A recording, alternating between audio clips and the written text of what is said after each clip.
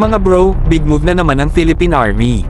Ngayon, tinitingnan nila ang Akash 1S air defense system mula sa India bilang isa sa mga posibleng dagdag sa kanilang arsenal para protektahan ang critical military infrastructure ng bansa.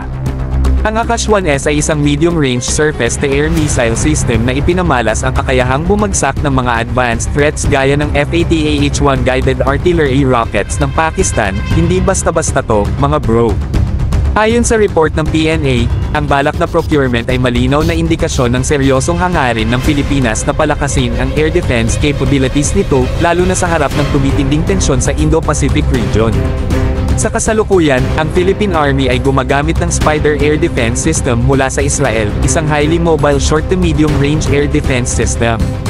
Ngunit kahit maganda na ito, ang Akash 1S ay nagbibigay ng mas malawak na proteksyon, lalo na laban sa short-range ballistic missiles, guided rockets, at iba pang aerial threats na posibleng gamitin sa modernong digmaan. Isang malaking advantage ng Akash 1S ay ang pagiging indigenous nito, meaning gawa talaga ito sa India, kaya may potential na mas mura at flexible ang mga terms kapag tinuloy ang deal. Bukod pa dyan, ang India ay kilalang strategic partner ng Pilipinas pagdating sa defense cooperation, kaya win-win situation to kung sakali.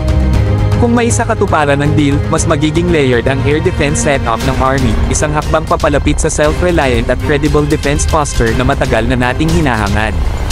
At mga bro, imagine nyo na lang, may capability na tayong umatras ng konti at mag-depend sa mga defense systems na kayang sumalo ng missiles bago pa man ito tumama sa ground assets natin.